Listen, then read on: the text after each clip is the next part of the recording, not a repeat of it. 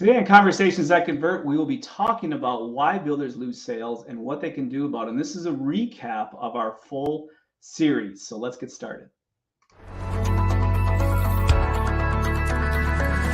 Welcome to Conversations That Convert. Every week, we'll spend about 10 to 15 minutes tackling relevant lead generation, marketing, and sales topics for remodelers, home improvement companies, and home builders. Conversations That Convert is brought to you by Builder Lead Converter, your perfect sales assistant. And now, here's Rick and Diana. Hello, Diana. Hello, everyone. Welcome to Conversations That Convert. How are you today, Diana? Hello and welcome. I'm doing better and better, so I'm good. And how Better about and better. I always love Diana. Everything, she's always better and better. So very good. Looking forward to the conversation today. What are we talking about, Diana? today? We have some conversation that hopefully will convert leads, and why this is from the series why builders lose sales to competitors and what they can do about it. So this is a recap. So do you remember? I think we started in February. Is that right? We did, yes. We are now going on to about 3 months it's taken to go through this series. And so we're going to do just a recap for everyone. So if you haven't seen any of the episodes before this will simply be a highlight reel of some of the things we talked about. And then you'll be able to go back on either our YouTube channel or into our blog and look at all the previous episodes and get all of the notes, because it's been quite in-depth and really thorough review from beginning to end of why does the sale break down? Why do you lose it to a competitor? Why does a client come out of the sale unhappy and then leave you a negative review?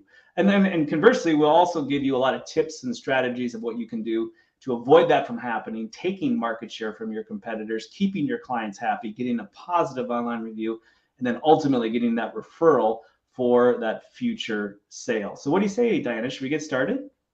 Yes, but before, maybe to remind you and invite you all to share and like and comment if you think that those information can really support you.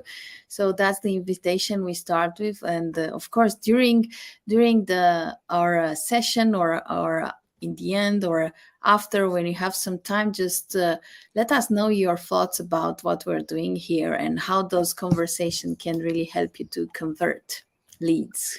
Absolutely. Thank you so much. So again, as a recap, why builders lose sales. So again, this is a recap of the 6 topics that we covered.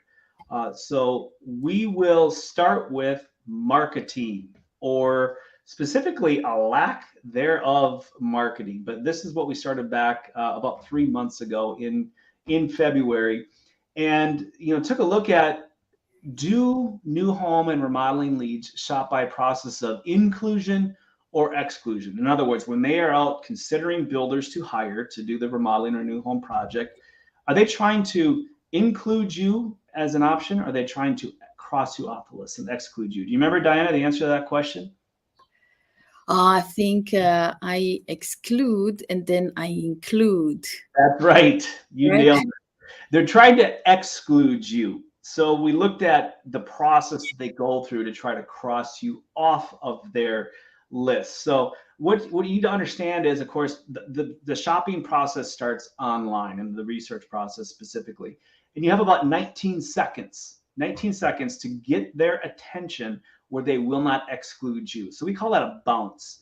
And a bounce is simply where you come into a website on one page and you leave on the same page. You don't even look any farther into the website. So your website is obviously really the first impression that they will get of you, even if they're a referral. And we want to keep them on the website for longer than 19 seconds, because if that's the case, we have a much greater chance of capturing them as a lead. So just a few notes from that. And about 70 to 90% of the buyer's journey is complete prior to engaging you. So before they ever talk to you, before they ever walk into your model home, 70 to 90% of their research is already complete. So really, you are on the short list once you've gotten to that point. Every lead has 3 questions.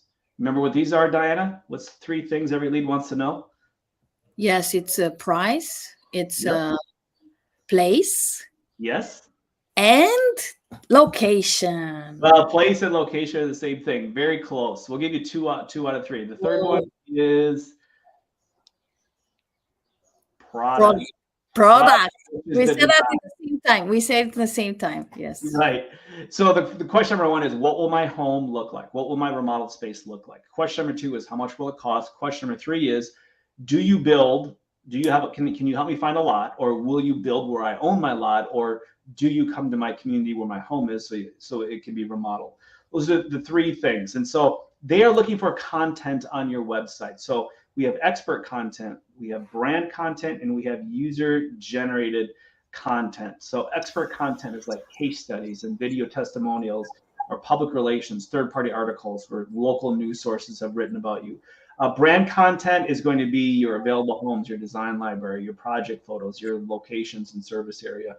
And then user-generated reviews or content, that'll be your Google reviews, Houzz, Facebook, all that good stuff. So it's important to understand is that your website, if you know, your marketing needs to clearly tell people what you can do for them and why they should want to work with you. And it all starts with answering those three questions. So that's where we started on marketing or lack thereof. Then we moved to attracting leads, right? So once they get to your website, how do we attract leads? So going back to the three questions that everyone asks is, what will my project look like? How much will it cost? Where can I build it? We need to use visual elements to attract leads. So this could be high resolution photos and or high resolution videos. Videos are great and it'll keep people on your site much longer. Highly recommend videos, especially utilizing channels like YouTube and Facebook and Instagram for shorter reels. So we go back to the product again, or the design. Floor plans, high resolution photos of completed projects. Then we go to price. For pricing, we show available homes or to be built packages. And we also showed you our scoping tool where a lead can actually go onto your website and they can scope out their project and then request a price from you or a budget. And then finally is location pages and the service area map, just clearly defining this is where we build, because that's how they will shop. Home builders in such and such an area, or remodelers in such and such an area. So Diana, any final thought on that, on attracting leads? I was thinking about, and I remember of the testimonials. So where can we, how can we actually, I think those are very important. So where are I forgot where the testimonials are. Yeah, so those are on the marketing. So that's user generated content. Right. So that's your Google My Business reviews, Houzz reviews, Facebook reviews, incredibly important. And as far as hierarchy of content, it's, you know, right at number 3. I always say that they're confidence builders. So in other words, the first thing I'm looking for is, do you build the type of home I'm looking for the price that I have set aside, my budget, and the location that I want? Okay, so everyone starts there. Once they check those off the list, then they go to the next form of content. Is they want to dig into more of your photo galleries, your floor plans, your project galleries, look at those sort of things. And then the last thing they will do to generate confidence is those user generated reviews. So they'll look at your Google reviews, they'll look at your Houzz reviews. That's sort of the last checkbox, if you will, to say, okay, I'm going to now include, I'm not going to exclude this builder, I'm going to include them on my list. Right, thank you for clarifying. Number 3, we talked about capturing leads. So again, the same 3 questions. What will my home look like? How much will it cost? Where can I build it? We're going to answer those 3 questions in order to capture leads. So the capturing process is really 2 steps. So the first step we do is to attract the lead is that we show some content on our website related to those 3 questions. But then in order to capture them, what we do is we go to the next step. So we offer more of it and ask for permission in exchange for giving it to them. So again, I want to get a price on my web for my project. Okay, that's fine. We'll give you a price. But the first thing we need to ask for is tell us what you want and give us your contact information. and then schedule an appointment with us to go over a budget on the phone with you. I want to see floor plans. Great. We'll show you 5 to 15 floor plans. But if you want to see our 4,000 floor plan enhanced design library, give us your contact information, and we will send that to you. So that's called an opt-in or a permission-based relationship. It's inbound marketing. They're searching for something. They find that you have it. And in exchange for getting more of it, they will give you permission to follow up with them, which of course, that's the process of converting them from an opportunity into a lead. Any thoughts on that, Diana? So that's an interesting process. So in my mind, it's the word process. So if you stick to this process, then you create a flow, and then you can capture those leads, and then you can save them and not lose sales just by missing this opportunity that it's there and it's in front of you. So what I'm hearing is that all you have to do is to just organize a little bit of how you capture leads, and then things will happen for you, and the process will do the work for you. Yeah, very, very well said. Everyone's favorite radio station is WIIFM. You know what that one stands for? Yes, I'm always forgetting. What's in it? What's in it for me? For me, exactly. Yeah, so when they hit your website, I just met with a builder yesterday, and I was looking at his website. His website was very detail oriented. It was all about his process. And, I said, that's great that you have these processes, these internal processes. You need them to be successful, but your lead doesn't care about your processes yet, because they haven't answered the question. What can I build? How much will it cost? And where can I build it? And if they don't get that information up front, they don't care how good your process is. They're going to exclude you. They're next. They moved on. So you don't start with your process. You start by answering their questions, and you give them information that shows them, hey, look, you do have a website that a floor plan I like. You do have homes or projects that are within my budget. You do build in the area that I am looking in. What's next? And that's where you give them the opportunity to go deeper with you into the sales process by offering them more of what they're already looking for. So it's all about a what's in it for me. Once I get the information I'm looking for as the lead, now I'll start to look more deeper into, okay, what are you all about? Maybe I will be more interested in your process. I'll be more interested in your reviews and talking to references and looking, meeting with you and looking at some of your stuff and just trying to determine the trust and value that was established online. Like I said, 70 to 90% is established online. Once I get offline and I'm actually standing in front of you, that's where that 10 to 30% of that trust and value is solidified. But if I don't get to the first 70 to 90%, you never get a chance to stand in front of them. And that's what most builders miss. They completely lose out there. So give the lead what they're looking for, and then ask them if they like more. And then when they say, yes, I want more, that's where you have them, and you can actually ask for that contact information in exchange of that additional information. That's amazing. So I think that's huge. So it is huge. Yeah, that's just how it works. This is how it works. And if you do that, you will consistently have high quality leads coming into your pipeline. Yeah. Then once we get the lead, we got to follow up, right? Right. Follow up. This is as a sales manager and business owner, this is where the rubber meets the road. So you've worked so hard to get this lead, and now we see so often where the follow-up is just so poor. It's just so incomplete. So follow-up is all about conversions, and not a conversion to a sale, but it's all about converting now that new lead you have into a phone call, because that's the first place we start. Is I need to verify that this is a valid lead that I could potentially sell. So there's lots of mistakes that builders make, but the four primary mistakes are, number one, the follow-up is too slow. I mean, it takes not minutes, not hours, but sometimes it can take days to get a follow-up. Or sometimes there's just no follow-up. It just gets missed. Somebody's busy, I thought so and so was going to call them or email them, and no, I thought you did. Oh, I was busy. So it just gets missed or it's too slow. Mistake number two is there's only one type of follow up method used. Well, I called them. Well, I sent them a text. Well, I replied to their email. But you've got to use multiple mediums. Number three, it's unprofessional.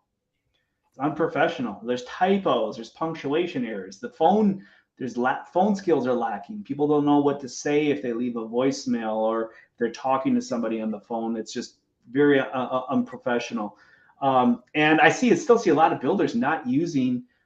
They're not using their website email address. In other words, they have ABC Builders and they're using like a Gmail or a Yahoo email, and that just right off the bat, it just comes off as unprofessional. So, and then the final mistake is really poor formatting. There's a way you need to format your messaging to get somebody who wants to hear from you. But if you format things poorly, there's really no compelling reason for me to want to go to the next step with you, which is to have a phone call and talk more about my project. So that's really the main things that builders miss out on and why they would lose a sale to a competitor during the follow-up process. Any thoughts from you, Diana? You know that I have a saying that the fortune is in the follow-up. So it's really, really important. And I think me included, sometimes I notice how I don't do it. So I have some expectations or I postpone it, and when I do it, every time I'm amazed about the results. So the results are instantly. You see results instantly just by picking up the phone and hey, how are you? Oh, so good that you called me. I just wanted to call you, but I never got the chance. So that's great when we start. And I said, oh, that easy. So the fortune is in the follow-up. Absolutely. Which leads us to number 5, your sales process. So now you've had that phone call. Now you're moving into the next step of your sales process. We looked at 3 areas. So number 1 was qualifying. Number 2 was that initial consultation and site visit. Number 3 is our design agreement. We did an episode on each one. We got into specifics. I'm not going to get into all those specifics here just because we don't have time for this particular video. But real quickly, qualifying, not asking the right questions on the phone. So then you take all the time to drive to someone's home or meet with them only to find out that it's not a qualified lead. So we talked about 7 areas of qualifying, the how you ask the questions. An example is I never ask somebody when they want to get started. I ask them, how soon do you want to be living in and enjoying your new home or your remodeled space? Because everyone wants to be done and enjoying it, but nobody's in a hurry to get started. So I always begin at the end in mind when it comes to my follow-up. Asking them again about previous experiences of working with a builder, how they remodeled before, have they built a new home before. Those are all just really important questions. Finding out again, cash or financing, and how they arrived at their budget numbers, because everyone will tell you what they want to spend. Very few people will tell you what they're willing to spend or have the ability to spend. So we always get hung up on, oh, you're telling me you want the Taj Mahal and you only want to spend, just a little bit of money. We got into initial consultation or site visit. We talked about what do we do before, during, and after that site visit to, switch that person's focus on how much project can I get for how little money to what's your process. They need to buy your process. And then for design agreement, we talked about how to sell a design agreement, the common mistakes that builders make, giving away your time to estimate, giving away your time of designing plans. All of that should be charged for. And we talked about incremental work for incremental commitments and how to get those incremental commitments from your lead. Thoughts, Diana, on any of that? So I like that. So when do you want to start? You don't ask that. How soon you want to live in that. That's amazing. So that's a huge shift, and basically it's the same thing. So the outcome, it's I can see my enthusiasm when I'm thinking I want to see the final result versus when do you want to start. I don't want to start. I want to skip the whole process. I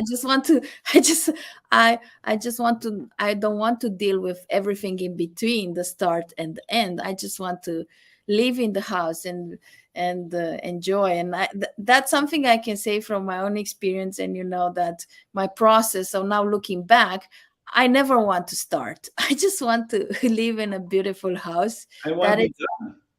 done, already done and made, and I don't want to take care of all the in between. Yeah, and no, and if you say, well, when do you want to get started? Oh, we're in no hurry, because everyone feels like, oh, you're pushing me. It's like, I can't push you. I can only pull you.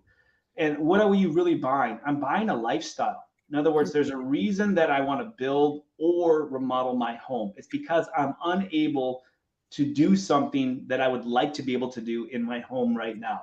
So, I mean, I can't entertain the way Yeah. I want to entertain, or our home is too small. We need a larger home that, we're crawling all over one another. Or I'm working from home. Now I need to have a dedicated office space. Or so there's always something, there's always some sort of lifestyle you're after. So get them to focus on the lifestyle, the end. How soon do you want to be living in and enjoying your new home or your remodeled space? Oh, wow, yesterday, 6 months from now, oh, we have a graduation coming up. Then you'll find out the real timeline, and then you can work backwards from there. But it's so important to understand what their motivations are so that you can work with those, understand those hot buttons, and move them into your sales process, because your process is the promise that they will get the unknowns made known. And that's the important part. I don't know what it'll look like. I don't know how much it'll cost. Okay, let's make those known. This is how we do it. The first step is this. The last step is this. How soon do you want to be living in and enjoying your new space? Okay, so these are things we have to do. Let's focus on the prize at the end, and not all the undesirable and time and money that you're going to spend to get there. Makes sense. And last but not least is follow through and fulfillment. So this comes from once a contract is signed and you're going to go ahead and you will build the home, you will remodel the home, you will, in other words, you will fulfill the order. There are three things that will happen that will take a happy customer and make them a frustrated, upset customer, where they will go out of their way to talk poorly about your company versus referring a friend, family, coworker, or neighbor to working with you. So number one, they have unrealistic expectations, which means you have not set expectations properly. Number two, unexpected costs, where they were not aware things would come up, things weren't identified ahead of time, it wasn't clearly stated what is a fixed price versus what is an allowance item, what are the things that we know about, what are the potential unforeseen circumstances. Number three is poor communication. You see this a lot. There's schedule delays. They don't think anything's happening. They don't hear from you for a while. They have questions that don't get answered. They text somebody who normally responds to them, but they're on vacation, and then they don't hear from a week. And what does that communication workflow look like? And I would say, poor communication, the most indicative symptom of poor communication is reactive communication. In other words, if you are not proactively communicating with your lead and you're waiting for them to communicate with you, you have a problem. You have a problem.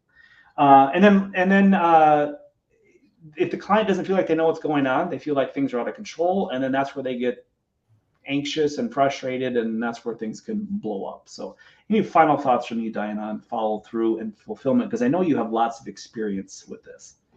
So my role is to initiate the communication with the lead, and waiting is not an action. So that's something I have in mind. So just waiting for the lead to do something, it's not an action. So just initiate the communication, and then you'll see.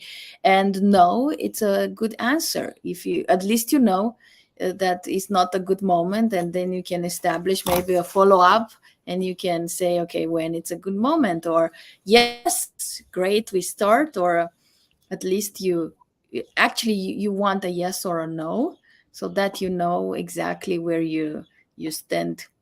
Absolutely. Yep, absolutely. Those were the 6 items: marketing, attracting leads, capturing leads, follow-up, sales process, follow through, and fulfillment. And on this series, you can go on our YouTube channel. You can see all the episodes. Go to our blog. You can see the transcripts. You can get an audio recording.